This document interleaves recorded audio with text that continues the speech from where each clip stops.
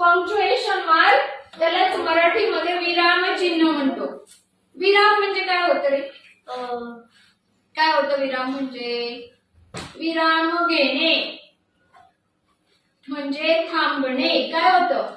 थांबणे. विराम म्हणजे थांबणे. मग विराम चिन्ह कुठे किती थांबायचं त्याच्यासाठी चिन्ह वापर. कुठे किती थांबायचं म्हणजे थोडा वेळ थांबायचं, पूर्ण थांबायचं की कसं थांबायचं, उभं थांबायचं, आडवं थांबायचं त्यासाठी घेतो का? हा.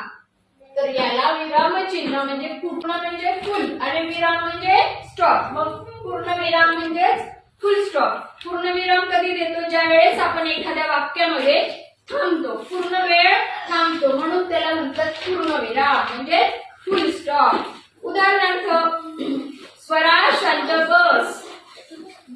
थांबले मी बसच्या नंतर पूर्ण विराम. त्यानंतर आरोही लिहू नकोस. आरोही लिहू नकोस. थांबले.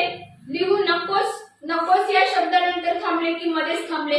आरोही लिहू नकोस असं म्हटलं का मी? नाही. आरोही लिहू नकोस आणि मग थांबले. मग तो झाला वाक्य पूर्ण संपलं म्हणून तेव्हा देतो पूर्ण विराम. मग वाक्य पूर्ण संपल्यानंतर जे चिन्ह वापरतात त्यालाच पूर्ण विराम किंवा फुल स्टॉप म्हणतात. इंग्लिश मध्ये सुद्धा एखादं